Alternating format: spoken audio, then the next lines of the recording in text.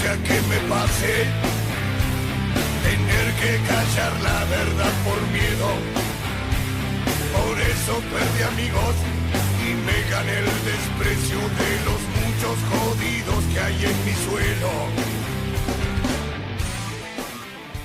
Hola gente, ¿todo bien?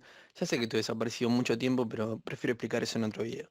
Quiero que esto sea dinámico, entretenido y entendible. Así que, para poder meterlos en temas sin que se aburran, lo más probable es que hable rápido. Bien, si empezamos el debate en cuanto a lo científico barra biológico, hay mucha confusión. Por lo tanto, me gustaría aclarar que una cosa es que haya vida y otra cosa es que esa cosa que tenga vida sea una persona. ¿Por qué? Porque, por ejemplo, los insectos también tienen vida, los peces también tienen vida, pero no por eso son personas. Entonces, el foco pasa a estar si eso que está en la panza es o no una persona. Teniendo esto en cuenta, quiero explicar un poco el proceso y por qué hay vida, y después retomo con el tema de si es persona o no, y para que esto no sea tan pesado voy a aumentar la velocidad. El proceso generativo humano se inicia con la penetración de un gameto masculino, es decir, espermatozoide, en un gameto femenino, es decir, óvulo. Tanto el espermatozoide como el óvulo son células específicas y especializadas, producidas por los generantes, mujer y varón, desde los testículos y ovarios. Cuando se encuentran, se produce la fecundación, y con la unión de los gametos se origina una nueva célula, una nueva unidad celular llamada cigoto. Este constituye una novedad estructural y genética. El cigoto no es un óvulo fecundado, es una cosa distinta del óvulo, ya que es algo nuevo. El cigoto, que es un organismo unicelular a partir de su constitución, exhibe una intensa actividad y plasticidad, gracias a la cual se va organizando, se divide en un macizo central, que es donde se va a constituir el embrión, y otra parte que va a ser nexo del futuro embrión. Y a lo largo de los días se va constituyendo un embrión humano, y siempre ese cigoto va a constituir uno o más individuos de la especie humana. Entonces, el proceso generativo comienza desde la concepción y es un proceso vital porque desde el mismo inicio hay actividades vitales como la reproducción, crecimiento, división celular, etc. Además, la Academia Nacional de Medicina Argentina dice que la vida humana comienza desde la concepción conforme a criterios genéticos modernos. Aquello que se forma intrauterinamente, es decir, dentro de la madre, tiene carga genética propia, tiene un ADN diferente del de la madre y por lo tanto no es parte de su cuerpo. Bueno, retomando el tema de si es persona o no, hay mucho debate porque ni siquiera los pro abortos se ponen de acuerdo para decidir cuándo es persona y cuándo no. Así que voy a mostrar las diferentes posturas. Empezando por los que dicen, por ejemplo, que recién es persona al nacer. Justifican esta postura por la incapacidad de autosustentarse, es decir, porque depende de la madre. Y otros, por ejemplo, por su capacidad de respirar. Bien, si vamos a ese caso, un bebé recién nacido tampoco puede autosustentarse y depende de alguien más, o mismo varios ancianos en sus últimos días. Y me van a decir, no, que eso es mentira porque hay otras personas que le dan alimento y sustento. Bien, entonces vayamos a un ejemplo. Imagínense que nace en una isla y la madre se muere al darlo a luz. Evidentemente, el bebé depende de ella y si la madre muere, él también lo va a hacer. Entonces, no es persona ahí porque depende de la madre. El ser persona es un hecho universal, no hay excepciones. Vayamos ahora al argumento de respirar. En ese caso, la condición humana está dada por su capacidad de respirar. Entonces, por ejemplo, si yo estoy bajo el agua o conteniendo la respiración, ¿paso a ser un subhumano? Un argumento totalmente ridículo. Algunos otros argumentan que si bien el tacto se desarrolla entre la semana 14 y 15, el dolor se desarrolla en la 20 y otros, bueno, entre la 22 y 26. Por lo tanto, argumentan que la capacidad de sentir dolor es lo que te hace humano. En este caso, por ejemplo, un cuadripléjico que pasa a ser un subhumano, por ejemplo, porque no siente la totalidad de su cuerpo, o si aplico anestesia general y no sentís dolor, te puedo matar porque ya deja de ser humano, con esa lógica. Pero claro, ahí me van a decir que tenemos la certeza de que luego que se pase el efecto, volverás a sentir dolor. Bueno, con el feto también tenemos la certeza de que si no se lo mata, va a tener la capacidad de sentir dolor. Bueno, ahora que es una pausa y decir que este proyecto de ley permite hasta la semana 14 abortar sin ningún motivo. En realidad permite hasta el noveno mes porque una mujer podría decir que fue violada y solo se va a necesitar su palabra. Ni siquiera una denuncia, ni siquiera permitirle al médico hacer un estudio de ADN para saber quién fue el violador. Por lo tanto, además, protegerían a varios violadores dentro de la familia, como padrastros, tíos, etcétera, que las obligarían a abortar. Igual voy a expandir esto más en el tema de política. Volviendo al tema, como es legal sin ninguna causal hasta la semana 14, todos los argumentos pro aborto que nombre a partir de ahora, inclusive para ellos con este proyecto de ley se estaría cometiendo un asesinato. ¿Cuáles serían esos argumentos? Por ejemplo, uno de ellos sería que si sos humano recién cuando te late el corazón. Igual vuelvo a repetir, con este proyecto de ley sería legal matarlos. Pero además lo voy a desmentir. Porque, por ejemplo, ¿por qué dejamos gente viva que utilice un marcapasos? O cuando alguien tiene un paro cardíaco, ¿qué? ¿No le hacemos RCP porque dejó de ser humano? Algunos otros dicen que está ligado a la condición de ser humano al desarrollo del cerebro. Bien, el desarrollo del cerebro comienza en la semana 3, pero alcanza su totalidad entre los 20 y 25 años. E inclusive algunos dicen que la totalidad del cerebro recién se alcanza a los 40. Entonces, siguiendo esta lógica, podríamos decir que todos los menores son subhumanos, ya que no tienen la totalidad del cerebro desarrollada, por ejemplo. Y ya para cerrar, me voy con los más extremistas como Marta Rosenberg, y con la lista de la campaña por el aborto seguro, legal y gratuito, que dice que el embrión el embrión humano no es sujeto, lo que lo humaniza, es decir, lo que lo hace persona es el deseo materno que quiere que se desarrolle su hijo. Otras como Lucrecia Maltel que dicen que directamente la mujer tiene derecho a eliminar una vida humana. Y algunos otros recurren a la edad, como si definiera si sos más o menos persona. Además, seas uno cargo o no, nadie tiene el derecho a matarte. Bueno, como en el aspecto científico no pueden, dicen que el concepto de persona es un concepto jurídico. Ok, vamos a ver qué dice la Constitución de la Nación Argentina en el artículo 75, inciso 23, segunda parte. Dictar un régimen de seguridad social especial e integral en protección del niño en situación de desamparo, desde el embarazo hasta la finalización del periodo de enseñanza elemental y de la madre durante el embarazo y el tiempo de lactancia. Además, gracias a los tratados internacionales, los cuales adhiere Argentina con la reforma del 94, es decir, quedan incorporados en la Constitución Nacional, ergo, tienen rango constitucional, como por ejemplo la Ley 23.849, Convenio Internacional sobre los Derechos del Niño, con relación al artículo primero de la Convención sobre los Derechos del Niño, la República Argentina declara que el mismo debe interpretarse en el sentido de que se entiende por niño todo ser humano desde el momento de la concepción hasta los 18 años de edad. Otro, la Convención Americana sobre los Derechos Humanos, o más conocido como el Pacto de San José de Costa Rica, en el artículo 4 del derecho a la vida, dice, toda persona tiene derecho a que se respete su vida, este derecho está protegido por la ley, y en general a partir del momento de la concepción. Nadie puede ser privado de la vida arbitrariamente. ¿Qué dice el Código Civil Argentino en el artículo 19? Refiere al comienzo de la existencia. Dice, el comienzo de la existencia de la persona humana comienza desde la concepción, con la concepción. El Código Penal de la Nación Argentina, libro segundo de los delitos, título 1, delitos contra personas, capítulo 1, delitos contra la vida humana, en el artículo 86, casos no punibles. Únicos casos donde no es ilegal, dice, si se ha hecho con el fin de evitar un peligro para la vida o salud de la madre y si este peligro no se puede evitar por otros medios. 2. Si el embarazo proviene de una violación o de un atentado al pudor cometido sobre una mujer y otro demente. En este caso, el consentimiento de sus representantes legal debería ser requerido para el aborto, es decir, todos los demás casos son ilegales. Además, gracias a varias constituciones provinciales, como por ejemplo de Buenos Aires, Catamarca, Chaco, Chubut, Córdoba, Formosa, Río Negro, Salta, San Luis, Santiago del Estero, Entre Ríos, Tucumán, Tierra del Fuego, etc., se protege la vida desde la concepción. ¿Y saben por qué no quieren admitir que es inconstitucional? Porque necesitarían 2/3 de la totalidad de ambas cámaras para reformar la Constitución. Y con suerte llegan a más de la mitad en cada una. Ya pasando a lo político mezclado un poco con lo científico, con la nueva ley en el artículo 3 se nombran los casos en los que se puede hacer un aborto pasadas las 14 semanas. Y abro paréntesis, después de la semana 14 sigue siendo clandestino. Estos casos son los siguientes, y cito textual. 1. Si el embarazo fue producto de una violación con el solo requerimiento y declaración jurada de la persona ante el personal de salud interviniente. Es decir, con la sola palabra de la madre se determina que fue una violación.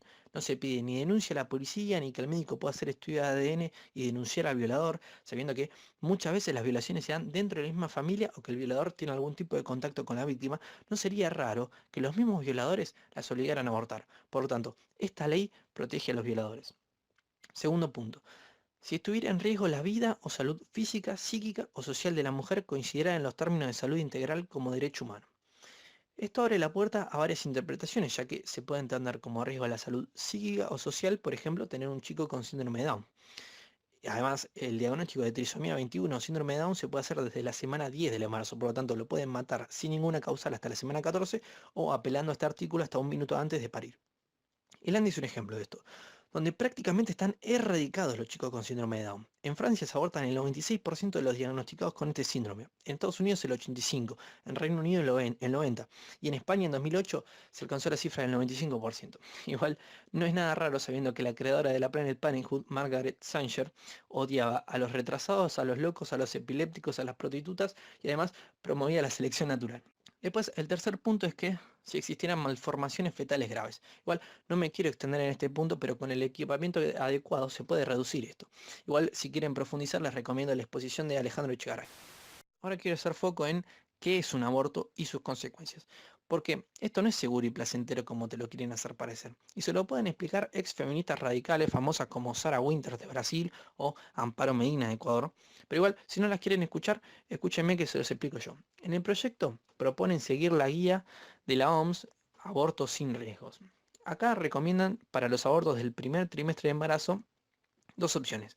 La aspiración de vacío manual o eléctrica, es decir, se aspira el embrión y después se lo descarta en un recipiente. Con este método, la punta de succión puede perforar algunas paredes internas del útero, causando sangrado masivo e incontrolable que inclusive puede terminar con la muerte de la madre. Otra opción es el aborto médico, son los abortos realizados con drogas. Acá en Argentina se usa el misoprostol. Ya hay casos de abortos incompletos y terminados en muerte, como el caso de Kayla Jones en Chubut. Además, por ejemplo, en Francia ya lo sacaron del mercado el misoprostol porque producía hemorragias incontrolables, rupturas uterinas y hasta la pérdida de chance de volver a ser madre. Además, algunos países solo lo recomiendan hasta la semana 7, pero nosotros lo permitimos hasta la semana 14. Pasadas las 14 semanas, la OMS recomienda el proceso de dilatación y evacuación, es decir, con pinzas se desmiembra al bebé y después hay que identificar extremidades como el tórax, columna, bóveda craneana, placenta, etc. O sea, para mí esto no es solo células. Pasadas las 20 semanas, se inyecta cloruro de potasio a través del cordón umbilical o en las cavidades cardíacas del feto. Es eficaz, pero requiere mucha experiencia para aplicar de forma segura y precisa. Además de los problemas al hacerse el aborto, se pueden sufrir síndromes post-aborto, donde hay depresión, intento de suicidio, baja autoestima, recaídas de la salud mental en fechas cercanas al aborto, llanto fácil, etc. Además, los médicos hacen un juramento hipocrático que dice: jamás daré a nadie medicina mortal por mucho que lo soliciten, ni tomaré iniciativa alguna de este tipo, tampoco administraré abortivo a mujer alguna. O casualidad, el ministro de Salud, Rubinstein, se olvida del juramento hipocrático. Usted es médico, que ellos hicieron un juramento que dice tener absoluto respeto por la vida humana desde el instante de su concepción. Yo desconozco si usted ha hecho este juramento o no, ministro. No se hace más. Pero usted no lo hizo. No se hace más. Pero usted no lo hizo. O sea, no recuerda. No se hace más el juramento hipocrático. Pero usted no lo hizo. La verdad que hace. Pasó mucho tiempo. Le falla la vista y le falla la memoria. Sumado a esto, va a haber pena de cárcel para directivos que se opongan a un aborto. Van a clausurar instituciones que no quieran practicar abortos. Además, los médicos objetores de conciencia tienen que informarlo y se van a hacer listas públicas con sus nombres, lo que viola la Ley de Datos Personales 25.326. Además, con dicha objeción se vería impedida su promoción laboral, como por ejemplo en concursos de docencia o trabajos públicos. Y si esto era poco, el proyecto de ley en el artículo 11 establece un plazo máximo de 5 días para realizar un aborto. En caso de no hacerlo en este periodo, pueden ser penados de 6 meses a 2 años, con el doble de tiempo de inhabilitación. Además, si sale mal, van a tener de 1 a 3 años en cárcel más inhabilitación. Sumado a esto, si se considera que obstaculizan el proceso, tienen de 3 meses a 1 año. Y yo me pregunto, ¿cuántos hospitales tienen recursos y experiencias para hacer bien un aborto? Además, ¿cuánta disponibilidad tienen? ¿Qué? ¿Le van a dar prioridad a los abortos? Si ya cuesta sacar un turno en Buenos Aires, no me imagino lo que debe ser en el interior y piden que se resuelva en 5 días. Claramente muchos médicos van a ir presos y digamos no creo que la pasen muy bien ahí. Además, solo se pueden dar consejos a favor del aborto porque si no se puede entender como obstrucción del mismo. Dicen que nadie quiere ni recomienda un aborto, pero este proyecto es lo que promueve, impulsa y obliga. No se dan otras soluciones. Ahora, si pasamos a lo estadístico, y quiero abrir un paréntesis, en Argentina toda muerte materna es verificada, sea donde sea, y esto lo pueden respaldar organismos internacionales como la OMS. Según datos de 2016 por el Ministerio de Salud, tenemos 353.000 muertes de hombres y mujeres, de las cuales 171.408 fueron de mujeres. El embarazo terminado en aborto es la causa número 70. Además del aborto, por ejemplo, y hablando solo de mujeres, por causas cardíacas mueren 51.283. Por causas respiratorias, 33.775. Por tumores malignos, 31.517. Por accidente de tránsito, 912. Por suicidios, 585. Por HIV, 473. ¿Saben cuántas muertes maternas hubo? 245. ¿Y saben cuántas muertes infantiles hubo, es decir, de niños menores a 1 año? 7.093, es decir, 28 veces más. Y encima, la gran mayoría evitables. Pero ojo, no se confundan, de esas 245 no son todas por aborto, ya que la muerte materna se considera muerte mientras tiene un embarazo, dando a luz y hasta 42 días después de parir. Por lo tanto, de esas 245, 135 son por causas directas, es decir, muertes relacionadas con el embarazo, por ejemplo, sangrado, sepsis, etc. Después tenés 67 indirectas, es decir, si la mujer tenía una enfermedad preexistente fue agravada en el embarazo, como por ejemplo hipertensión. Y la gran mayoría de estas dos, directas e indirectas, son prevenibles. Entonces, ¿cuántas les quedan al aborto? 43. Pero dentro de esas 43 hay diferentes tipos de aborto, como por ejemplo los abortos espontáneos, quedando así 31 muertes por abortos provocados. Además, da la casualidad que son las mismas feministas las que alientan y promocionan el aborto clandestino. Bueno, los proabortos argumentan que con el aborto legal se va a reducir el número de abortos y se va a reducir la mortalidad materna. Antes de pasar a dar las estadísticas, yo les hago un planteo. Siguiendo su lógica, hoy la mujer tiene 3 opciones: darle una adopción, tenerlo o ir a un centro clandestino donde supuestamente va a morir. Si se pasa a ser legal y reemplazamos el centro clandestino donde probablemente vaya a morir por uno seguro, limpio, rápido, ¿no creen que va a aumentar el número de abortos y se van a decantar más por esa tercera opción que por las otras dos? Yo creo que sí, o que por lo menos la gran mayoría lo va a hacer. Además, paso a dar estadísticas. En Argentina, desde el 2001 a 2016 se redujo en un 53% la mortalidad materna. En países como España, que se legalizó el aborto en el 85, con 411 abortos anuales, ya en el 87 tenían 16.206 y en el año 2011 ya tienen 118.359. Y eso que estamos hablando solo de abortos quirúrgicos. En Estados Unidos, en el año 73, tenían 744.900 abortos. En 2010 ya tenían 1.102.700 abortos. Con cifras del CDC demuestran que Estados Unidos entre 1990 y 2013 aumentó un 1.7 la mortalidad materna solo por aborto legal. En Canadá, según datos del Ministerio de Sanidad de Canadá, se legalizó el aborto en 1969 y en 1970 tenían 11.200 abortos con 371.988 nacidos. Y en 2015 tienen 100.104 abortos y 386.000 nacidos. En Uruguay, por ejemplo, se aprobó en 2012 y en 2013 tuvieron 7.171 abortos y ya para el 2016 9.719.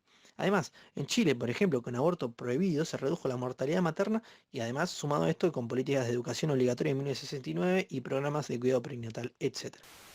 Además, le gusta hablar mucho de las causas. Siempre llevan al caso de la violación o de que haya riesgo para la salud de la madre. Ahora, paréntesis, esto ya es legal en Argentina. Pero vamos a ver, por ejemplo, por qué abortan en Uruguay. En 2016 hubo un solo aborto por violación, 5 por riesgo a la salud de la madre, 4 por anomalías del feto y 9.619, o sea, el 98,97% por propia voluntad de la madre. Otro caso es el de España, donde el 91,3% de los abortos son por petición de la mujer. En España, además, el 36,2% ya se hizo un aborto antes.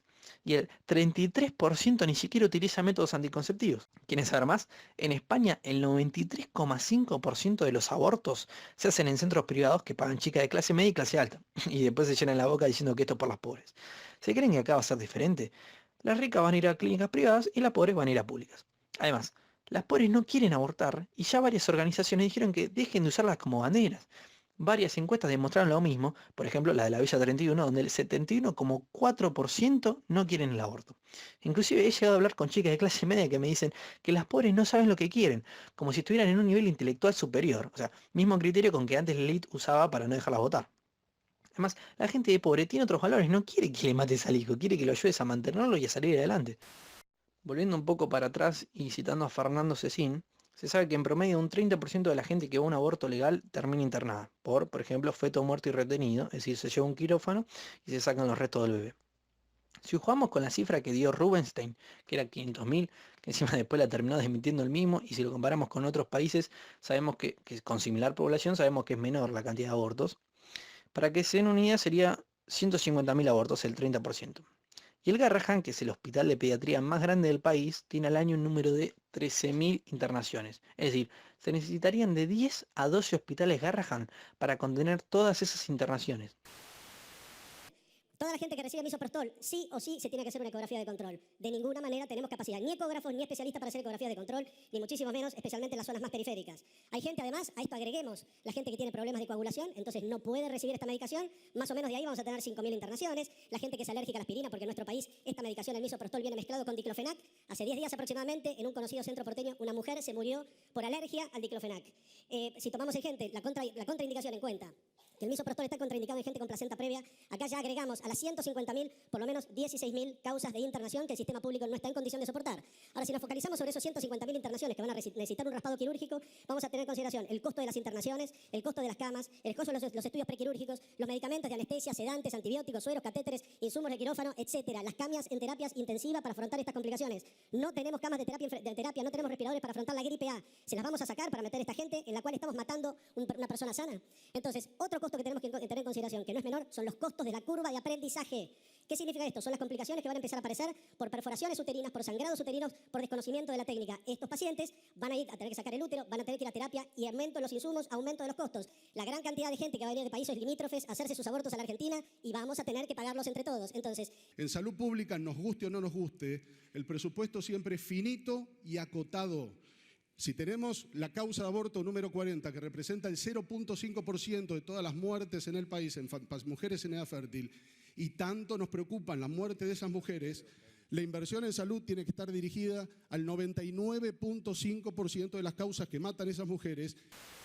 Los pocos recursos que tenemos, ¿los vamos a gastar en este asesinato? Cuando hay miles de personas que no tienen acceso a agua, educación, salud, cloacas. Cuando en hospitales faltan recursos básicos como gas, asilo de sutura. Aparte, esto no es un derecho de la mujer, ya estás incidiendo en un tercero. Esto es un asesinato con todas las letras. Es más, es un genocidio. Yo le voy a leer la definición de genocidio en el Tratado Internacional sobre Genocidio adherido a la Constitución Nacional. Cualquiera de los actos enumerados a continuación, con la intención de destruir total o parcialmente un grupo nacional, étnico o religioso, o sea, por ejemplo, un grupo humano podría ser los hijos no deseados, sometimiento intencional del grupo a condiciones de existencia que hayan de acarrear su destrucción física, total o parcial, medidas destinadas a impedir los nacimientos en el seno de un grupo. ¿Y quieren algo así para cerrar? Artículo 4. Las personas que hayan cometido genocidio o cualquiera de los otros actos enumerados en el artículo 3 serán castigados, ya sea se trate de gobernantes, funcionarios o particulares. Ahora voy a traer a la mesa el informe Kissinger. Henry Kissinger, para los que no saben, era secretario de Estado del presidente Nixon en 1973. Eleva un informe hablando de las implicancias del crecimiento poblacional para la seguridad de los Estados Unidos y sus intereses de ultramar. Ahora voy a leer un resumen hecho por Chinda Concepción Brandolino en el Senado de la Nación, porque el informe creo que tiene más de 200 páginas. En el siglo XXI, Estados Unidos carecerá de los minerales y recursos naturales necesarios para su industria, pues ya lo habrá consumido a lo largo del siglo XX, y estos minerales yacen inexplotados en los países en vía de desarrollo. Si esos países tienen un crecimiento poblacional importante, será inevitable su desarrollo industrial, desarrollo que debemos evitar a toda costa para que esos países no consuman los recursos minerales necesarios para la industria de los Estados Unidos de América. Más adelante dice, debemos exterminar el genio joven de los países con altos índices de natalidad que pudieran oponerse a la explotación extranjera. Y más adelante, para que no sospechen esas metas demográficas, deben ocultarse detrás de planes sanitarios. Qué casualidad, ¿no? Además, hoy Argentina está peligrosamente vacía. Para que se den una idea, tenemos casi 9 veces más territorio que Italia y ellos tienen 17 millones más de habitantes que nosotros. Podríamos traer también a colación el caso de Grecia, que para pagar la deuda se vio obligada a vender islas. Y no sé si nosotros estamos muy lejos de eso, ¿eh? Por lo tanto, hay que presentar otras soluciones. Hay otras maneras de reducir la mortalidad materna por aborto. Hay que perseguir a los centros clandestinos. Hay que dar adopción prenatal, un mayor apoyo económico a la mujer embarazada antes, durante y después del embarazo. Y no estoy hablando de algo utópico. Por ejemplo, el programa de ayuda de Pablo de la Torre de la Municipalidad de San Miguel. Nadie habla de eso. Yo le dejo la presentación, ojalá que en algún momento la vean. Pero el aborto nunca es la solución. La verdad que es triste ver gente como Fernando Iglesias que te muestran cómo los países del primer mundo tienen aborto legal, entonces por lo tanto nosotros también deberíamos tener aborto legal. ¿Realmente cree que tenemos el mismo nivel de salud y educación que el primer mundo? ¿Saben los proabortos que en Argentina solo el 44% de las maternidades cumple con las CONE, es decir, el cuidado obstétrico y neonatal esencial, como bancos de sangre, anestesia, quirófano?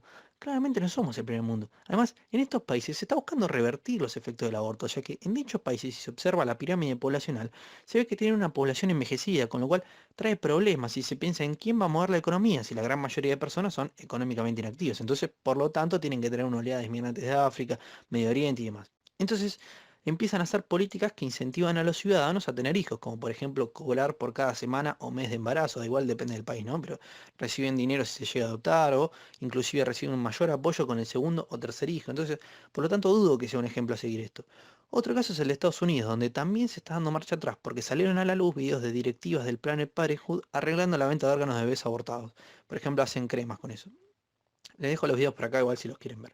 Y, oh casualidad, en este proyecto no especifica nada sobre qué hacer con los restos después del aborto.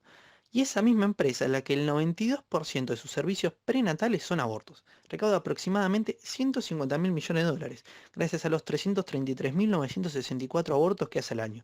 Y si a esto le sumamos lo que recibe el gobierno estadounidense, son más de 500 millones de dólares.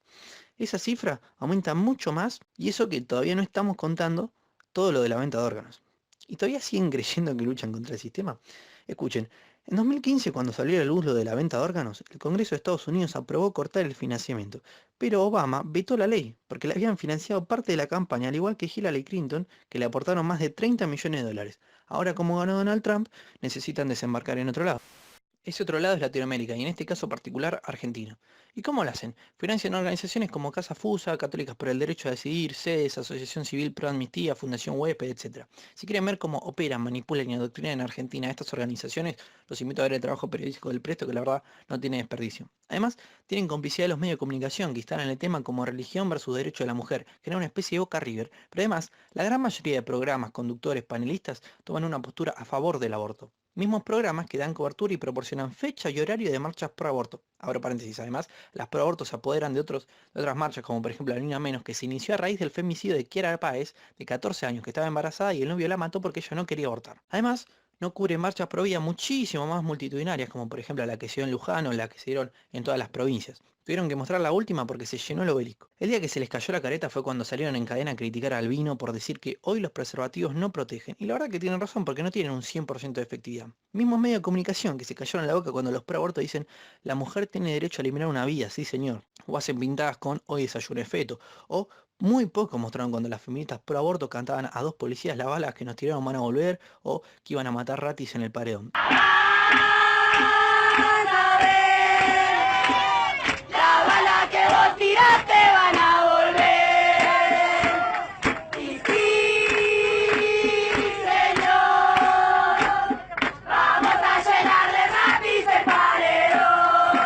Casualmente, esa policía que le cantaban apareció muerta semanas después. Lejos de mostrar compasión, las feministas inclusive salieron a reírse y a insultar a esa policía muerta. Lo mismo hacen con todas las prohibidas, como es el caso de la senadora García Larraburu, que fue insultada y amenazada por activistas pro aborto y directivas contra la violencia de género. Pero quiero volver un segundo al tema del vino. ¿Vieron que los pro aborto varias veces argumentan que los pro vida no hacen nada por los más necesitados? Bueno, Abel Albino dedicó toda su vida a ayudar a niños pobres y a reducir la desnutrición, llegando al punto inclusive de hipotecar su casa. Hoy tiene más de 110 centros CONIN y atiende aproximadamente 40.000 niños. Y disculpame, pero la mayoría de los pro aborto que yo conozco son de clase media o a clase alta, con iPhone, viajes a Brasil, Europa, Estados Unidos y en su puta vida hicieron ayuda social. Además, y cito palabras de ellas, se informan y educan por Twitter. O sea, supongo que lo harán para la foto de Instagram.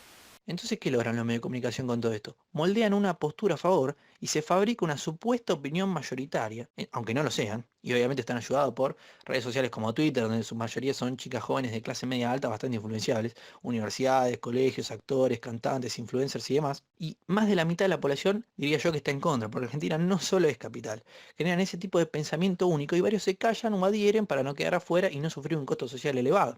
Pero no son solo los medios de comunicación y estas organizaciones las que impulsan el aborto. Además, tienen apoyo de la clase política, como por ejemplo Victoria Donda, Alicia Siciliani, Pitrola, Bregman, la gran mayoría del bloque de Frente para la Victoria, etc. Y, oh casualidad, lo que estoy nombrando ahora estuvieron en contra de la prisión efectiva para violadores. Y después dicen defender a la mujer. Además, los únicos que en las elecciones presentaron como propuesta el aborto fue el Frente de Izquierda.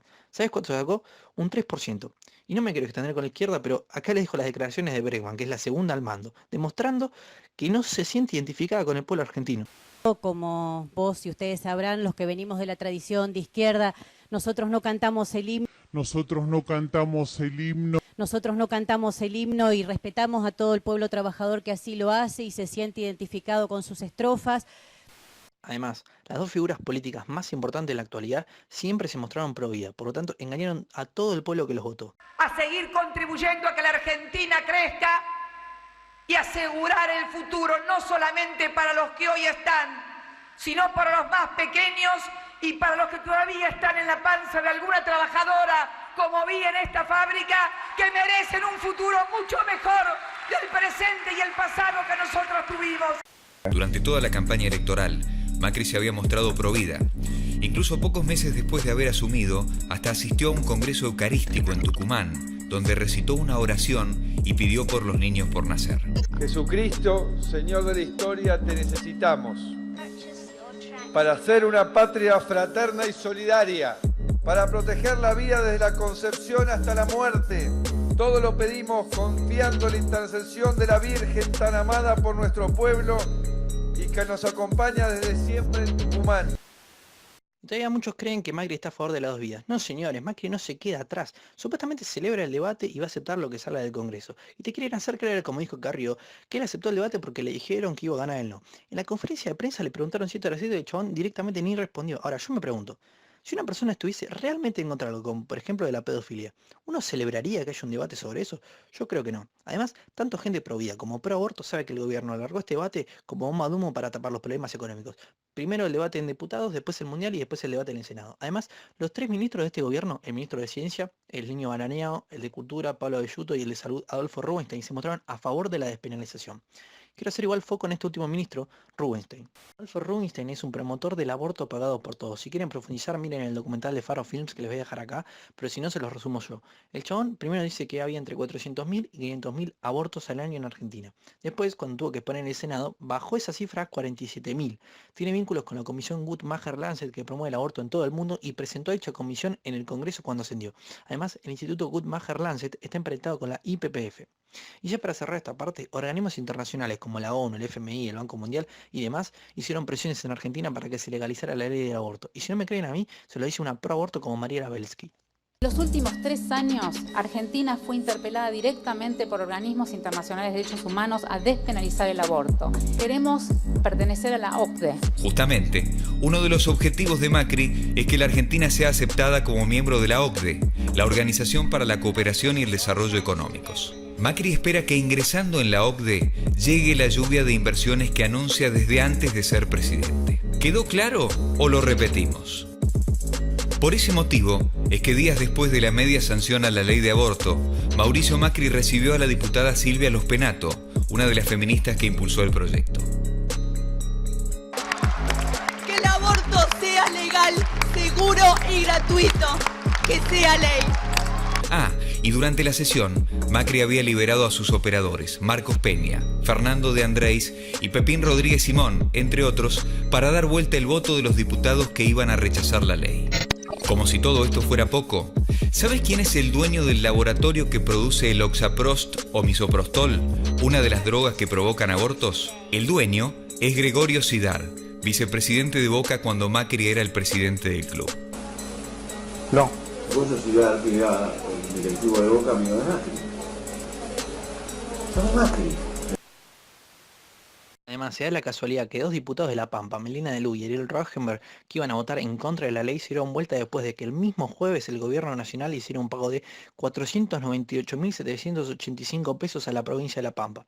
Otros diputados que dijeron que iban a defender las 2 vidas y se dieron vuelta a último momento fueron Carlos Roma, José Luis Ricardo y Gladys González.